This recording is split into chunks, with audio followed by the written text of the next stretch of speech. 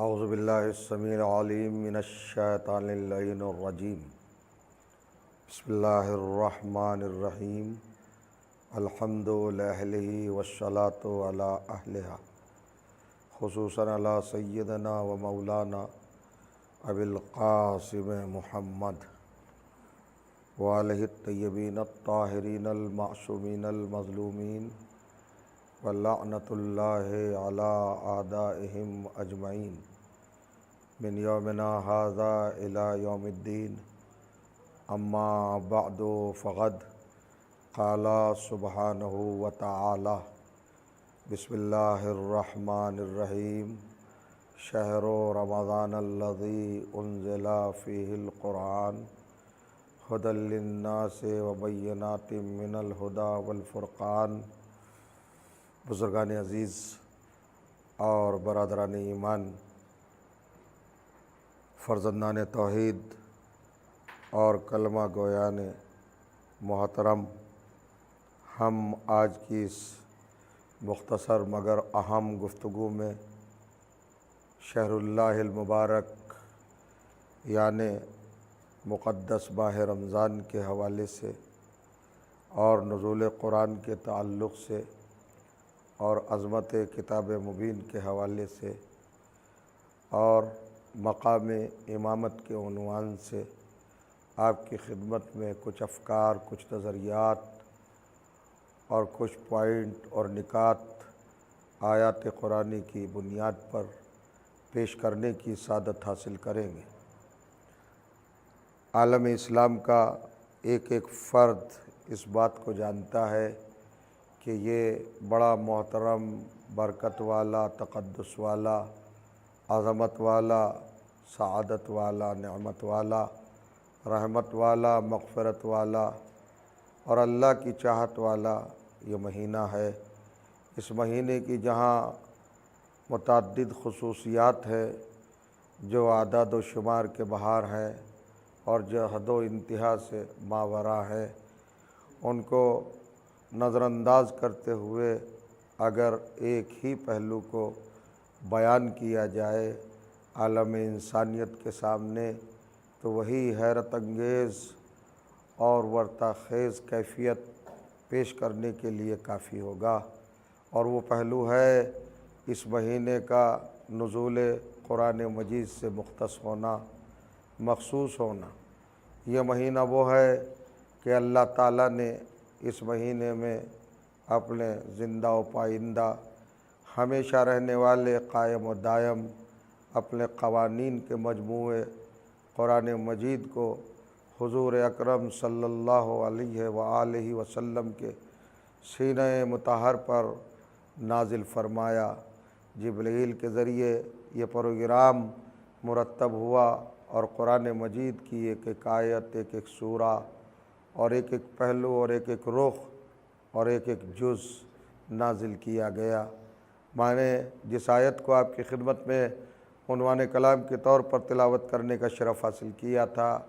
یہ مبارک آیت کلام الہی کے دوسرے سورہ یعنی سورہ مبارکہ البقرہ کی 185ویں آیت ہے۔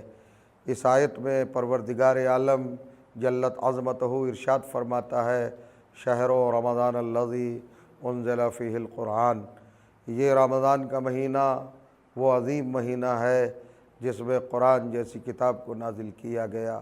اور یہ معمولی کتاب نہیں ہے بلکہ اس کو تمام انسانوں کے لیے، تمام بنی نوع آدم کے لیے اور تمام مخلوقات ذی عقل کے لیے ہم نے سراسر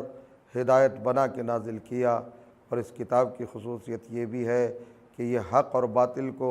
جدا جدا بڑی تفصیل کے ساتھ اور بڑے اظہار کے ساتھ اور بڑے ہی عنوان کے ساتھ بیان کرنے والی کتاب ہے۔ یہ کتاب کھلے ہوئے معجزات سے لبریز ہے اور اللہ کی نشانیوں سے یہ قرآن مجید ہر اعتبار سے، ہر رخ سے اور ہر پہلو سے لبریز ہے۔ اس قرآن مجید کے حوالے سے اگر یہ بات کہی جائے کہ امت مسلمہ یعنی مسلمانان عالم، حضور اکرم صلی اللہ علیہ وآلہ وسلم کی امت اور اس کے افراد اور اس کے تمام 73 فرقے، وہ چاہے سنی ہوں یا شیعہ ہوں دیوبندی ہوں یا بریلوی ہوں، حنفی ہوں یا شافعی ہوں، مالکی ہوں یا حنبلی ہوں، سلیمانی ہوں یا آغا خانی ہوں یا داؤدی ہوں یا بحری ہوں، کوئی بھی فرقہ ہو، اہل حدیث ہوں، اہل قرآن ہوں یا سلفی ہوں یا وہابی ہوں، آپ کسی بھی فرقے کو دیکھ لیں، ہر فرقہ قرآن مجید کو اپنی روح کی گہرائیوں سے تسلیم کرتے ہوئے اپنا سرمایہ ایمان اور اپنے عقیدے کی بیس اور اپنے ایمان کی بنیاد تصور کرتا ہے اور اس بات پر یقین رکھتا ہے، اعتقاد رکھتا ہے اور اس کا اطمینان اور اس کا ایقان اس امر پر اظہر من الشمس ہے، یعنی چمکتے ہوئے سورج سے بھی زیادہ چمکتا ہوا یہ رخ ہے عالم اسلام کا۔ ہر مسلمان اور مسلمان کا ایک ایک بچہ اپنے دل کی گہرائیوں سے اس بات کو تسلیم کرتا ہے کہ قرآن اللہ کی وہ کتاب ہے جو قیامت تک باقی رہے گی اور میدان حشر میں بھی ہمارا ساتھ دے گی، اور میدان حشر سے گزر کر جنت میں داخلے تک یہ ہمارے ساتھ رہے گی اور جنت میں بھی ہماری مونس و غمخوار رہے گی۔ یہ کتاب عظیم کتاب ہے، یہ مہینہ کسی کتاب کے نزول کا مہینہ ہے۔ اگر آپ دنیا کے مذاہب کو دیکھیں تو سارے مذہبوں کو دو قسموں میں تقسیم کیا جا سکتا ہے، آسمانی مذہب اور زمینی مذہب، یعنی خدائی مذہب اور بندوں کے مذہب۔ آسمانی مذہب وہ ہیں جن کو اللہ نے نبیوں کے ذریعے، ولیوں کے ذریعے، پیغمبروں کے ذریعے، مرسلین کے ذریعے، اپنے نمائندوں کے ذریعے، اپنی بارگاہ کے رہبروں کے ذریعے، اپنے ہادیوں کے ذریعے اور اپنے منتخب کرداروں کے ذریعے، معصوم افراد کے ذریعے اپنے بارگاہ قدسی سے علم لدنی کے ساتھ مختص کر کے جن کو اس کائنات میں بھیجا تھا، اس کائنات کی ہدایت کے لیے ان کے ذریعے سے جو قانون بھیجا گیا، اس قانون کو مذہب آسمانی مذہب کہا جاتا ہے۔ یہ اس وقت تین مذہب ہمارے سامنے ظاہر طور پر ہیں، کچھ مذہب مخفی طور پر ہیں جو عیاں نہیں ہیں اور جن کے ثبوت مٹ چکے ہیں۔ پہلا مذہب یہودی مذہب ہے، حضرت موسیٰ کے ذریعے آیا۔ دوسرا مذہب عیسائی مذہب ہے، حضرت عیسیٰ کے ذریعے آیا۔ تیسرا مذہب یہ مذہب اسلام ہے، ملت حنفیہ۔ یہی وہ دین حنیف ہے اور وہی دین قویم ہے جو قیامت تک باقی رہنے والا ہے۔ یہ حضور اکرم خاتم النبیین، سید المرسلین، امام الانبیاء، صاحب قاب قوسین، خلق اول، خلق اول، خلق اول، عقل اول، نور اول، حسن اول، علم اول، حلم اول، جو سب اولوں کا اول ہے،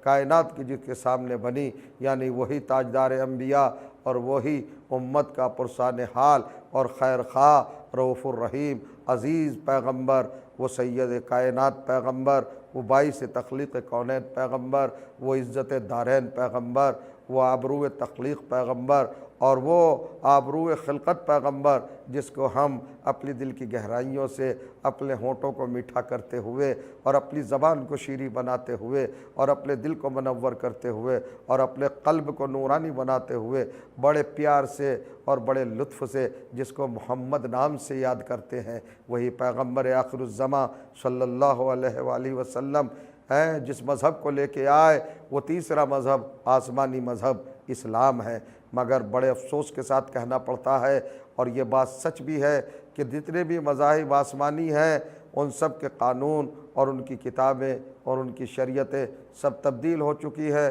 سب بدل چکی ہیں، سب رائے گاں ہو چکی ہے، غیر معتبر ہو چکی ہے۔ ان کو اسلامی شریعت میں اور اسلامی اصطلاح میں یعنی اسلامک ٹیکنیکل ٹرم میں ان کو منسوخ کہا جاتا ہے، جن کی ویلیڈیٹی ختم ہو گئی۔ مگر الحمدللہ ہم اگر یہ بات کہیں تو 100% اپنی جگہ پر سچی بھی ہے اور ناقابل تردید بھی ہے۔ پہلی بات یہ ملحوظ خاطر رکھیے سامعین کرام کہ توریت بدل چکی، شریعت موسوی بدل چکی، انجیل بدل چکی، شریعت عیسوی بدل چکی، سارے قانون بدل چکے، زبور بدل چکی، اور دوسری کتابیں جن کو خفیف طور پر مانا جا سکتا ہے کہ ان میں کچھ رمق اور کچھ جھلک آسمانی پروگرام اور منصوبے کی آتی ہے۔ رگ وید ہے، اتھر وید ہے، یجر وید ہے، سام وید ہے، جن کو ویدوں کے نام سے پکارا جاتا ہے۔ اور کچھ لوگوں کا خیال ہے کہ یہ حضرت نوح کی آسمانی کتاب ہے، یہ پہلی شریعت سے متعلق ہے، مگر جناب نوح کی شریعت کا کہیں عطا پتہ نہیں ہے، نام و نشان نہیں ہے۔ ان کی کتابوں کے ساتھ اعتبار سے نہیں کہا جا سکتا ہے کہ آسمانی کتابیں ہیں، مگر اس کے کچھ شلوک اور کچھ اجزاء قرآن سے میل کھاتے ہیں، وحی الہی سے مشابہت رکھتے ہیں۔ لہٰذا کچھ لوگوں کو یہ احساس و یہ شبہ ہوا ہوگا کہ یہ بھی اللہ کا کلام ہے، اور مان لینے میں کوئی حرج بھی نہیں ہے، اس لیے کہ خود خدا کا قرآن میں اعلان ہے، انما انت منذر ولکل قوم ہاد۔ اے رسول، آپ کو ہم نے ڈرانے والا بنا کے بھیجا ہے، لیکن ہر قوم کے لیے ہم نے ایک ہادی معین کیا ہے۔ تو ہندوستانی قوم بھی اگر ایک قوم ہے تو اس کے لیے بھی ہادی کا تصور تو لا محالہ اصول قرآنی کی بنیاد پر کرنا پڑے گا، اور جب ہادی کا تصور کیا جائے گا تو اس کو من جانب اللہ مانا جائے گا، اور جب من جانب اللہ مانا جائے گا تو اس کی تائید اور اس کے ثبوت اور پروف اور سند اور دلیل کے لیے کسی الہی معجزے کو تسلیم کرنا پڑے گا۔ وہ الہی معجزہ چاہے قانون کی شکل میں ہو، شریعت کی شکل میں ہو یا کتاب کی شکل میں ہو، تسلیم کرنا ہی پڑے گا۔ لہٰذا ویدوں کو اس جہت سے ایک حد تک تسلیم کیا جا سکتا ہے، لیکن ویدوں میں بھی پورے وثوق کے ساتھ اور پورے یقین کے ساتھ یہ نہیں کہا جا سکتا کہ وہ جیسے نازل ہوئی تھی آج تک ویسے ہی ہیں۔ اگر ویسے ہی ہوتی تو امت نوح میں، ویدوں کے ماننے والوں میں بت پرستی کا چلن نہ ہوتا، مورتی پوجن کا چلن نہ ہوتا، اللہ کو چھوڑ کر کروڑوں اپنے بھگوانوں کو اور اپنے پانلہالوں کو ماننے کا سلسلہ نہ چلتا، وحدہ لا شریک خدا ہی کی پرستش ہوتی۔ لیکن میں ایک بات اور کہوں، یہودیت میں بھی یہی ہوا، عیسائیت میں بھی یہی ہوا، اور دوسرے مذاہب میں بھی یہی ہوا جو دعوے دار تھے آسمانی مذہب کے۔ ہمیں زمینی مذہبوں سے کچھ لینا دینا نہیں ہے، وہ تو روزانہ بنتے رہتے ہیں، بگڑتے رہتے ہیں، کبھی قادیانیت کی شکل میں، کبھی باب و بہا کی شکل میں، کبھی قرۃ الحیدر کی شکل میں، کبھی کسی کی شکل میں آتے ہیں، پانی کے بلبلوں کی طرح، برساتی مینڈکوں کی طرح ٹرر ٹرر کیا اور دنیا سے چلے گئے۔ نہ ان کی کوئی امت اور ان کی کوئی مدت ہوتی ہے، نہ ان میں کوئی پائیداری اور نہ کوئی پختگی اور نہ استحکام اور نہ کوئی صداقت ہوتی ہے۔ لہذا چونکہ جھوٹ کا پلندہ ہوتے ہیں، خواہشات نفسانی کا مجموعہ ہوتے ہیں، انسانی اختراعات ہوتے ہیں، اور ذہن بشری کا تراشا خراشا ایک مجموعہ ہوتے ہیں، لہذا ان کے مقدر میں تو مٹنا ہی ہوتا ہے، وہ مٹ جاتے ہیں، صورت مسخ ہو جاتی ہے۔ مگر تین مذاہب تو آسمانی ہیں، یہودی مذہب، عیسائی مذہب، اسلام مذہب، لیکن یہودیوں کے پاس ان کی توریت اپنی صحیح صورت میں نہیں ہے، عیسائیوں کے پاس ان کی انجیل اپنی صحیح صورت میں نہیں ہے، ان کے موسیٰ کی شریعت و سنت و سیرت وہ بھی صحیح خطوط پر نہیں ہے، اور تک جو وہ کہتے چلے آتے ہیں جناب موسیٰ کی سیرت سے وہ چیزیں میل نہیں کھاتی ہیں، بڑے بڑے خرافات ان کی کتابوں میں آ گئے ہیں۔ اگر آپ پڑھیں بخاری شریف کو اور صحیح مسلم شریف کو اور اسلامی اور حدیث کی کتابوں کو، ان میں آپ کو پتہ چلے گا، ان میں حوالے مندرج کیے گئے ہیں کہ توریت میں کیا خرافات کو لوگوں نے جگہ دی ہے، اور اپنی طرف سے بھرتی کے وہ خیالات بھر دیے ہیں جو نبوت کی شان کے خلاف ہے اور سراسر مقام رسالت کے بالکل مخالف ہیں۔ ایسے ہی عیسائیت میں جو انجیل کے اندر 4 انجیلیں بنانے کے بعد ان میں بھی اسی طرح کے واحد تباہی اپنے خیالات ٹھوس دیے گئے ہیں، اور حضرت عیسیٰ کی شریعت کو مسخ کر دیا گیا۔ لہٰذا اللہ نے ان دونوں شریعتوں کو قرآن کے ذریعے اور شریعت مصطفی کے ذریعے منسوخ کر دیا تھا۔ مگر مسلمانوں کا کیا کہنا، مبارک ہو مسلمانوں تمہیں، یہ رمضان کا مہینہ، یہ نزول قرآن کا مہینہ، یہ عظمت قرآن کے اعتراف کا مہینہ، احساس کا مہینہ، اور قرآن فہمی کا مہینہ، قرآن کی تلاوت کا مہینہ، قرآن کی قرأت کا مہینہ، قرآن سے لطف اندوزی کا مہینہ، رحمت پروردگار کے حصول کا مہینہ، نعمتوں کو اپنے قبضے میں کرنے کا مہینہ، مغفرتوں سے تعلق رکھنے کا مہینہ، رحمتوں سے وابستہ ہونے کا مہینہ۔ یہ عجیب و غریب مہینہ ہے، یہ عجیب و غریب منتھ ہے، یہ عجیب و غریب شہر ہے، یہ اللہ کی بڑی برکتیں ہیں مسلمانوں پر۔ آج کا مسلمان کھلے عام پوری دنیا کے سامنے اور دعویٰ کرنے والوں کے سامنے جو دعویٰ کرتے ہیں کہ ہمارا دین الہی دین ہے، ہمارا دین آسمانی دین ہے، ہمارا دین خدائی دین ہے، ہمارا مذہب آسمانی مذہب ہے، ہمارا ریلیجن اسکائی ریلیجن ہے، اللہ کا بھیجا ہوا ہے۔ صرف مسلمان کو یہ سعادت حاصل ہے کہ وہ 100% ہو کر، شیور ہو کر اور پر امید ہو کر یہ دعویٰ کر سکتا ہے کہ میں جو بھی کرتا ہوں وہ اللہ کی رضا کے مطابق کرتا ہوں۔ میرا روزہ وہی ہے جو اللہ چاہتا ہے، میری نماز وہی ہے جو اللہ چاہتا ہے، میرا حج وہی ہے جو اللہ چاہتا ہے، میری زکوٰۃ وہی ہے جو اللہ چاہتا ہے، میرے عقد کا پروگرام وہی ہے جو اللہ چاہتا ہے، میرے معاملات زندگی وہی ہے جو اللہ چاہتا ہے، میرے خیرات کا انداز وہی ہے جو اللہ چاہتا ہے۔ میں تسبیح ویسے ہی پڑھتا ہوں جیسے اللہ چاہتا ہے، میں تمجید ویسے ہی کرتا ہوں جیسے اللہ چاہتا ہے، میں تقدیس ویسے ہی کرتا ہوں جیسے اللہ چاہتا ہے، میں تکبیر ویسے ہی انجام دیتا ہوں جیسے اللہ چاہتا ہے، اور میں تحلیل ویسے ہی کرتا ہوں جیسے اللہ چاہتا ہے۔ میری ہر عبادت، میری زندگی کا ہر رخ اور میرے دین کا اور میرے مذہب کا اور میرے اپنے حوالے حیات سے جتنے بھی کیفیات ہیں ان سب کی میرے پاس دلیل ہے کہ میں وہی کرتا ہوں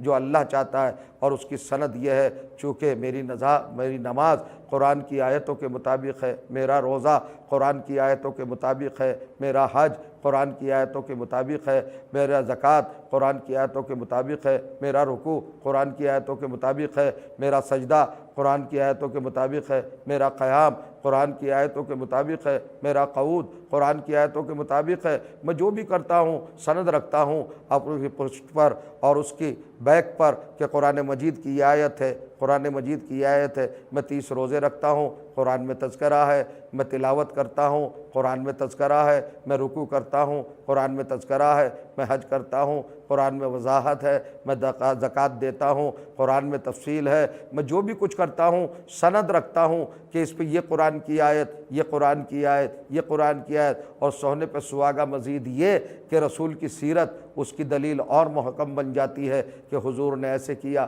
حضور نے ایسے کیا۔ اور جب میں یہ کہتا ہوں تو میرا کہنا اس لیے اور پختہ ہو جاتا ہے کہ دوسروں کی کتابیں تو منسوخ ہو گئی، گارنٹی ختم ہو گئی، مگر میرے قرآن کا ایک حرف نہیں بدلا، ایک لفظ نہیں بدلا، کیفیت نہیں بدلی۔ روز اول جیسا نازل ہوا تھا آج تک ویسا ہی ہے، اس میں کوئی تبدیلی، کوئی چینجنگ، کوئی رد و بدل، کوئی ترمیم، کوئی تبدل واقع نہیں ہوا ہے۔ اس میں لوگوں کے خواہشات کو کوئی جگہ نہیں مل سکی ہے۔ آج تک قرآن محفوظ ہے چونکہ اللہ تعالیٰ کا منصوبہ تھا، پروگرام تھا، اور اس کی احتیاط تھی اور اس کا انتظام تھا، اور وہ علی کل شیء قدیر ہے۔ اس نے فرمایا تھا انا نحن نزلنا الذکر وانا لہ لحافظون، ہم ہی نے قرآن کو نازل کیا ہے، ہم ہی اس کی حفاظت کرنے والے ہیں۔ تو آپ نے دیکھا ہر مسلمان اس لیے سب سے سپیریئر ہے اور اس لیے سب سے زیادہ حق بجانب ہے دوسرے مذاہب والوں کے مقابل کہ اس کے پاس دلیل ہے، اور دلیل آسمانی دلیل ہے، قرآن کی دلیل ہے جو زندہ کتاب ہے، جو پائندہ کتاب ہے، جو قیامت تک جانے والی ہے۔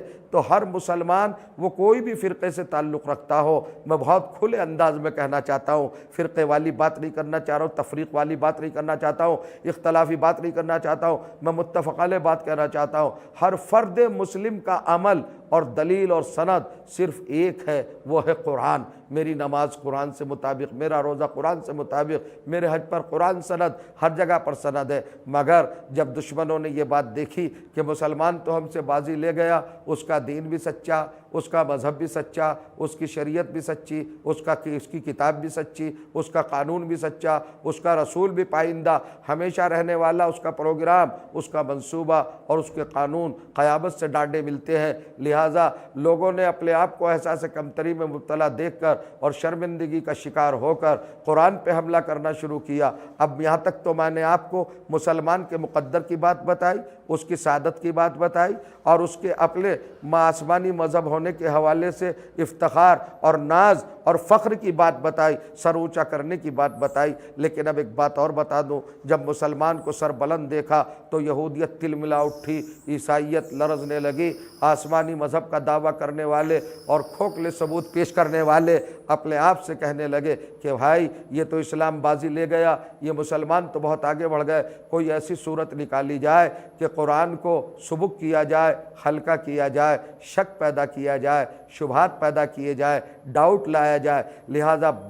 بہت تیاریوں کے بعد انہوں نے قرآن مجید کے ایک دعوے کو اپنے سامنے رکھ کر اور اسی کو تردید کے انداز میں اور تلبیس کرنے کے بعد مسلمانوں کو دھوکہ دینے کے لیے اور عالم انسانیت کو فریب دینے کے لیے ایک پہلو یہ وضع کیا اور ایک رخ یہ تراشا کہ بھئی دیکھو قرآن اللہ کی کتاب ہے، توریت بھی اللہ کی کتاب تھی، انجیل بھی اللہ کی کتاب تھی، زبور بھی اللہ کی کتاب تھی، وہ ساری کتابیں تو بدل گئیں مگر قرآن نہیں بدلا، یہ ہم مانتے ہیں، مگر قرآن میں کچھ نہ کچھ تو وہ ہے جو اللہ کا نہیں ہو سکتا۔ یعنی کہنا یہ چاہتے تھے جیسے دوسری کتابیں بندوں کی تراش خراش سے اور ان کی خواہشات سے اور ان کی سازشوں سے محفوظ نہیں رہی، معاذ اللہ قرآن بھی ویسے ہی شکار ہو گیا۔ اور انہوں نے 3 دعوے پیش کیے اپنی طرف سے۔ پہلے تو قرآن نے چونکہ سورہ نساء میں چوتھا سورہ قرآن مجید کا 75ویں آیت ہے غالباً، اس میں اللہ تعالیٰ نے ارشاد فرمایا تھا افیا لا یتدبرون القرآن ولو کان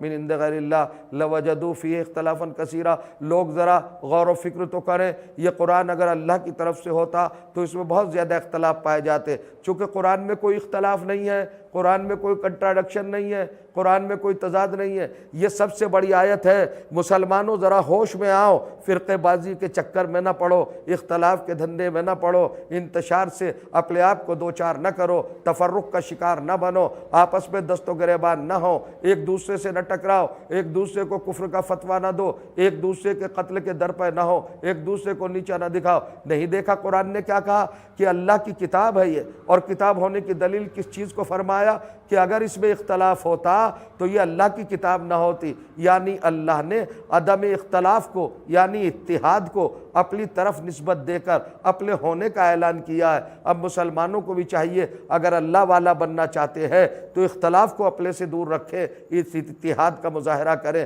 اللہ یہ بھی کہہ سکتا تھا قرآن معجزاتی کتاب ہے، اللہ یہ بھی کہہ سکتا تھا مردے پہ پڑھی جائے تو زندہ ہو جائے، پہاڑوں پر پڑھی جائے تو پہاڑ چلنے لگے، زمین پر اترے تو زمین پھٹ جائے، پہاڑوں پہ اترے تو پہاڑ ریزہ ریزہ ہو جائے، آسمان اس کے وزن کو سنبھال نہ سکے، پہاڑ اس کے وزن کو جھیل نہ سکے، زمین اس کے وزن کو تحمل نہ کر سکے۔ یہ ساری باتیں اللہ کہہ سکتا تھا، لیکن اللہ نے کوئی پہلو معجزے کا نہیں بیان کیا، بلکہ اس نے کہا اس میں اختلاف نہیں ہے، اور اختلاف نہ ہونا یہی دلیل ہے کہ یہ اللہ کی کتاب ہے۔ بندوں کی کتاب ہوتی تو اختلاف ہوتا، تو اب ہمیں بھی اگر اللہ والا ہونا ہے تو اختلاف سے دور رہنا پڑے گا۔ لیکن جب یہ دعویٰ کیا اللہ نے کہ قرآن میں اختلاف نہیں ہے تو دشمنوں نے، یہودیوں نے، عیسائیوں نے اپنی وہ قرآن مجید سے دشمنی اور اسلام سے عداوت کا خمار نکالتے ہوئے یہ پہلو وضع کیا کہ قرآن میں صاحب 3 اختلافات ہیں۔ قرآن کہہ رہا ہے کہ اختلاف نہیں، ہم اگر اختلاف دکھا دیں تو بھی کیا کہیے گا، قرآن کو اللہ کی کتاب نہیں مانیں گے۔ وہ 3 اختلاف کیا لائے جانتے ہیں آپ؟ پہلی آیت لائے سورہ بنی اسرائیل کی، سورہ بنی اسرائیل 17واں سورہ ہے، 78ویں آیت لائے، غور کریے گا۔ اور وہ آیت کیا تھی؟ اللہ نے اپنے حبیب سے کہا کہ جو لوگ قرآن کو ماننے سے انکار کر رہے ہیں اور یہ کہہ رہے ہیں کہ یہ تم نے گڑھ لیا ہے محمد، تو ان سے کہو کہ قل لئن اجتمعت الانس والجن علی ان یاتوا بمثل ھذا القرآن لیاتون بمثلہ ولو کان بعضهم لبعض ظہیرا۔ پیغمبر کہہ دیجئے ان لوگوں سے کہ اگر تم اس گمان میں ہو کہ یہ قرآن میں نے بنا لیا ہے تو پھر ساری دنیا کے تمام انسان اور تمام جن مل کر اسی قرآن کے جیسا ایک قرآن سب تم بنا لو۔ جب میں اکیلا بنا سکتا ہوں تو تم سب کیوں نہیں بنا سکتے؟ پھر اللہ نے چیلنج کیا اللہ یاتون بمثلہ،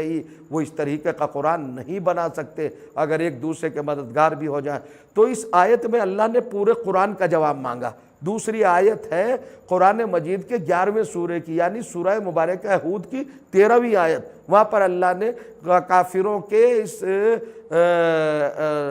اختلاف پر اور اس حملے پر جو نبی پر کیا تھا انہوں نے، تو اللہ نے کہا قل ان افتراہ قل فاتوا بعشر صور مثلہ مفتریات ودعوا من استطعتم من دون اللہ ان کنتم صادقین۔ پیغمبر ان لوگوں سے کہہ دو یہ جو تمہیں کہتے ہیں کہ تم نے قرآن گڑھ لیا ہے، تو ان سے کہو قرآن میں تو 114 سورے ہیں، اگر میں نے اکیلے نے 114 سورے بنا لیے تو تم سارے مل کر 10 سورے لے آؤ اس کے 10 سوروں جیسے، مگر یہ کبھی نہیں لا پائیں گے۔ یہ چاہے جس کو مدد کے لیے پکار لیں۔ پھر سورہ بقرہ مبارکہ میں یعنی دوسرے سورے کی 23ویں آیت میں اللہ نے اپنے دعوے کو بہت کم کیا اور قرآن پر اعتراض کرنے والوں کو ان کے گھر تک پہنچا دیا، یعنی جھوٹوں کو جھوٹوں کے گھر تک پہنچا دیا، بالکل انہیں ننگا کر دیا، برہنہ کر دیا، بالکل ان کو شرمندہ انسانیت کر دیا۔ اور ایسا کہا قرآن کی اس 23ویں آیت میں سورہ بقرہ کی، ان کنتم فی ریب مما نزلنا علی عبدنا فاتوا بسورۃ من مثلہ وادعوا شہداءکم من دون اللہ ان کنتم صادقین۔ پیغمبر ان سے کہہ دیجئے، یہ جو کہتے ہیں کہ قرآن تم نے بنا لیا ہے، تو یہ تو 114 سوروں والا قرآن ہے، ان سے کہو سب مل کر ایک سورہ بنا لائے اور اپنے جتنے بھی ان کے گواہ ہیں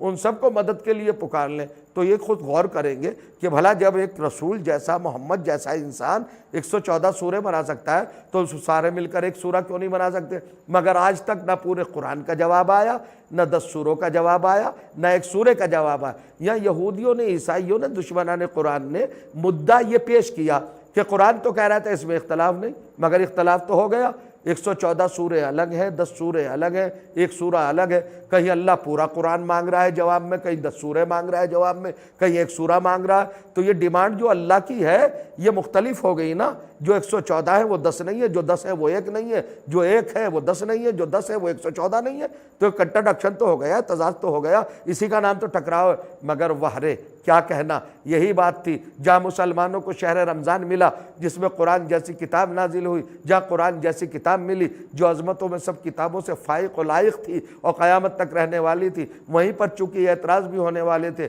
لہٰذا اللہ نے قرآن کی حفاظت کے لیے امامت کا انتظام کیا تھا۔ امامت نے قرآن کو ہر موقع پر بچایا۔ لہٰذا جب قرآن پر اعتراض کیا کہ کہیں 114 سورے مانگے، کہیں 10 سورے مانگے، کہیں ایک سورہ مانگا، تو صحابہ کرام رضوان اللہ تعالیٰ علیہم اجمعین جب اس حملے کو دیکھ کر پریشان ہوئے تو ایک مرتبہ سب کے سب نبی کے نواسے، بڑے نواسے، علی کے بڑے فرزند، فاطمہ زہرا کے بڑے نور نظر امام حسن یعنی ہمارے دوسرے امام کی بارگاہ میں آئے اور آنے کے بعد کہا ہم تمہارے نانا کے صحابی ہیں، ہمیں دین پیارا ہے، قرآن پیارا ہے، مگر قرآن پہ حملہ ہے فرزند نبی اور آپ محافظ قرآن ہیں، قرآن کو بچائیے، اسلام کو بچائیے۔ سرکار نے پوچھا کیا ہوا، قرآن پر حملہ کیسا؟ کہا یہودیوں کی طرف سے، عیسائیوں کی طرف سے، دشمنان قرآن کی طرف سے یہ 3 حملے ہوئے ہیں کہ کہیں قرآن پورا قرآن مانگتا ہے جواب میں، کہیں 114 سورے مانگتا ہے، کہیں 2 سورے مانگتا ہے، کہیں ایک سورہ مانگتا ہے۔ امام مسکرائے اور آپ نے فرمایا میرے نانا کے پیارے صحابیوں، کیا تمہیں نہیں معلوم جب قرآن نازل ہو رہا تھا تو قرآن کے اپوزیشن اس وقت 3 گروہ تھے، مخالف 3 نظریات تھے، مشرک، کافر، منافق۔ اللہ نے تینوں سے مانگا ہے، کافروں سے، مشرکوں سے پورا قرآن مانگا اور کافروں سے 10 سورے مانگے، منافقوں سے ایک سورہ مانگا۔ یہ سب کیوں بنایا پروگرام اللہ نے؟ اصل میں مشرک اس کو کہتے ہیں جو اللہ کے مقابلے پہ ہو، کافر اسے کہتے ہیں جو رسول کے مقابلے پہ ہو، منافق اسے کہتے ہیں جو امام کے مقابلے پہ ہو۔ اس لیے کہ حدیث میں آیا ہے یا علی حب کا تقوی و ایمان و بغض کا کفر و نفاق، علی محبت تمہاری ایمان ہے، تم امام ہو، تمہاری محبت ایمان ہے اور تقوی ہے، اور تم سے نفاق رکھنا، بغض رکھنا یہ کفر ہے اور نفاق ہے۔ تو منافق کون ہے؟ جو امامت کا دشمن ہے، توحید کا دشمن، رسالت کا دشمن، امامت کا دشمن۔ ایک چین ہے، قرآن بھیجنے والا اللہ، قرآن لانے والا رسول اللہ، قرآن کو بچانے والا اللہ کی طرف سے معین کیا ہوا امام۔ تو اب دیکھا آپ نے،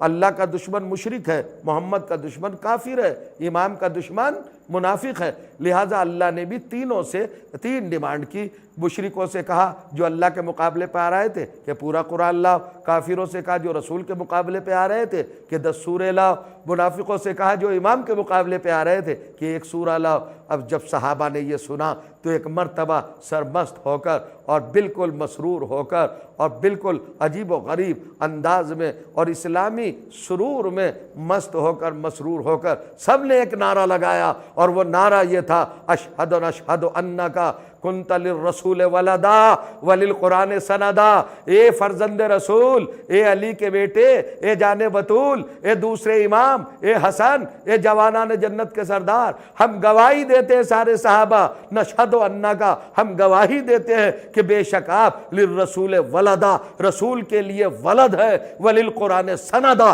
اور قرآن کے لیے سند ہے۔ یہ ہے امامت، یعنی سارے 73 فرقے کہتے ہیں کہ ہمارے لیے قرآن سند ہے، دیوبندی بریلوی بریلوی حنفی شافعی مالکی حنبلی سلیمانی داؤدی آغا خانی بحری جتنے بھی ہیں، ہم نے دیکھا اہل حدیث اہل قرآن سلفی جتنے بھی فرقے ہیں 73 کے 73 فرقے اپنی عبادت، اپنا عقیدہ، اپنے بیاہ، اپنی طلاق، اپنے موت، اپنی حیات، اپنی زندگی، اپنے معاملات اور اپنے بزنس، اپنی تجارت، اپنی تحلیل، اپنی تقدیس اور اپنے تمام کے تمام رخ میں، پہلوؤں میں، ہر انداز سے، ہر جگہ پر سند بناتے ہیں قرآن کو۔ ہمارے لیے قرآن سند، ہمارے لیے قرآن سند۔ بھائی یہی فرق ہے امت میں اور امام میں۔ امت کے 73 فرقوں کے لیے قرآن سند ہے اور قرآن کے لیے امام حسن سند ہے۔ اتنی سی بات تھی، بس اس کو سمجھنا تھا۔ یہ مہینہ سب کو مبارک ہو، اس مہینے سے برکتیں حاصل کرنا سب کو حاصل ہو، توفیقات و تائیدات الہی ہماری شامل حال ہو، ہم نعمتیں، رحمتیں، برکتیں اور لطف اور اللہ کی مہربانیاں، تفضل، اس کا انعام، اس کا کرم اور اس کی طرف سے معین سعادت کو سمیٹتے رہیں، ہمارے روز قبولیت کا شرف پائیں، ہماری عبادتیں اللہ کی مرضی کے مطابق ہوں۔ پروردگار ہمیں قرآن مجید سے ہدایت کی ہمیشہ توفیق عطا فرما۔ پروردگار ہم تیرے احسان کے ممنون ہیں، ہم تیرے احسان کے احسان شناس ہیں، تیرے رسول کے بھی شکر گزار ہیں، تیرے قرآن کے بھی شکر گزار ہیں، اور جس نے تیری توحید، تیرے رسول کی رسالت اور تیری کتاب قرآن مجید کی حفاظت کی، اس امامت کے بھی شکر گزار ہیں۔ اس مہینے کی خصوصیت یہ بھی ہے کہ اسی مہینے میں قرآن بھی آیا تھا، اسی مہینے میں میرا دوسرا امام بھی آیا تھا۔ شب قدر بھی اسی مہینے میں ہے، شب نزول قرآن بھی اسی مہینے میں، اور شب نزول امام بھی اسی مہینے میں، ظہور امام بھی اسی مہینے میں، ولادت امام بھی اسی مہینے میں۔ ہم سب مسلمانوں کو مبارکباد پیش کرتے ہیں قرآن کے نزول کی، امام کے نزول کی، دین کے پورے قانون کے مرتب ہونے کی، عبادتوں کے پورے نظام کے اس معاملے میں مرتب ہونے کی، تمام حیثیت سے، تمام کیفیات سے اور تمام طرح سے بڑے اپنی دل کی گہرائیوں سے دعا پیش کرتے، خدا ہمیں توفیقات دے اتحاد کی، اتفاق کی، ایک دوسرے سے ہم کبھی نفرت نہ کریں، مسلمان کو بھائی سمجھیں، ایک دوسرے کے خون کے پیاسے نہ بنے، ایک دوسرے کی عزت کے خوگر بنے، ایک دوسرے کے لیے ایثار کا مرقع بنے، ایک دوسرے کے لیے حفاظت کا مرقع بنے۔ اللہ ہمیں قرآن پہ چلنے کی، سیرت امام پہ چلنے کی، سیرت رسول پہ چلنے کی توفیق عطا فرما۔ وآخر دعوانا ان الحمد للہ رب العالمین۔